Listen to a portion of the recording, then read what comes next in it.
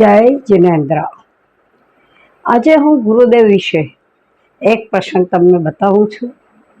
ગુરુદેવ જ્યારે બોમ્બેમાં પ્રવેશ કર્યો અને તેઓ બોરીવલી દૌલતનગર ઉપાશ્રયમાં હતા અને કાંદિવલી દાણુકરવાડી સંઘના અમે કમિટી મેમ્બરો બેઠા હતા। એમાંથી એક રાજુભાઈ કે શાહ, એમને એટલી બધી જિજ્ઞાસા ગુરુદેવ વિશે સાંભળેલું હતું, મારે ગુરુદેવને પૂછવા જવું છે। અમે બપોરના ગુરુદેવને દૌલતનગર ઉપાશ્રયમાં ગયા અને ગુરુદેવને પ્રશ્ન કર્યો કે ગુરુદેવ, આ ભાઈને તમારી આગળથી કંઈક પ્રશ્ન પૂછવો છે તો તમે જવાબ આપી શકશો? તો હા પૂછો। એ ભાઈએ પૂછ્યું કે મારી બેન હૈદરાબાદમાં રહી છે, લગ્ન કરીને ગઈ ત્યારથી પથારીમાં જ છે, જો આપ આજ્ઞા કરો તો હું હૈદરાબાદથી અહીંયા લઈ આવું, જો એને કંઈક સારું થાય તો। એક સેકન્ડમાં ગુરુદેવે જે જવાબ આપ્યો છે કે તમે કલ્પના પણ નહીં કરી શકો। ગુરુદેવ કે તારી બેનને અહીં લાવવાની જરૂર નથી, તારો બનેવી 2 છોકરીઓને ભણાવતો હતો, એમાં એક છોકરી એના પ્રેમમાં પડી ગઈ।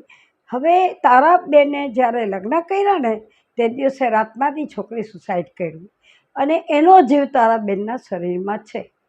પૂછી જોજે કે તે બાથરૂમમાં પડી ગઈ હતી, જુવાનું લોહી હતું એટલે જિજ્ઞાસા બહુ હતી એને। એ તો બીજે દિવસે ગયો હૈદરાબાદ અને બધી તપાસ કરી, અક્ષરે અક્ષર સાચું હતું। એ તો આવીને ગાંડો થઈ ગયો, પણ ત્યાર પછી અમારા દાણુકરવાડી સંઘના એક મેમ્બરોની ગુરુદેવ પ્રત્યેની શ્રદ્ધા કંઈક અખંડ અને અલૌકિક છે। આજે ગુરુદેવને વિચાર કરું તો ગુરુદેવને એક પણ વ્યક્તિ ભૂલી શકતી નથી।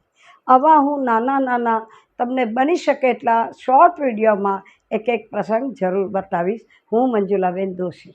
કાંદિવલી ઉપાશ્રયમાં એક વખત અમે ઘણા જણા બેઠા હતા અને ગુરુદેવ સાથે વાતો કરતાં કરતાં સડનલી એની આમ એક સેકન્ડ માટે વિચાર આવ્યો તો કે મંજુલાબેન એક કામ કરો ને। મેં શું ગુરુદેવ? તો કે કાંદિવલી લિસ્ટમાં મારા ભગત હતા, એના દીકરાની દીકરી, એનો હસબન્ડ ગુજરી ગયો છે ગઈકાલે, કરોડપતિ છે, પણ અત્યારે છોકરીના હાથમાં કશું જ નહીં હોય, તો તમે એક કામ કરો, ફલાણા ઘરની અંદર 50,000 રૂપિયા હું કહું છું એ તમને આપશે, તમે એને ઘરે જઈને આપી આવજો અને એટલું જ કહેજો કે આ ગુરુદેવે તને જે મોકલાવ્યો છે તારા ઘરની આબરૂ જાળવી લેજે, તું આ પૈસા પાછા આપવાની ચિંતા નહીં કરતી।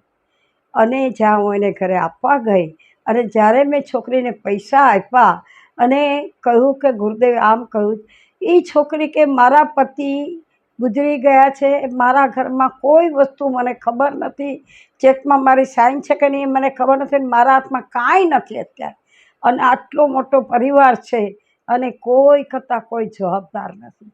ગુરુદેવને તો ભગવાને, મારા દાદાએ જ ઉપરથી ગુરુદેવને મોકલાવ્યા કે મારી દીકરી તો કંઈ થાય તો મદદ કરવા।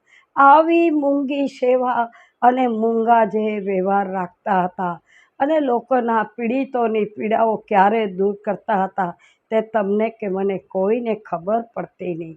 એવા ગુરુદેવને મારા અને તમારા કોટી કોટી વંદન।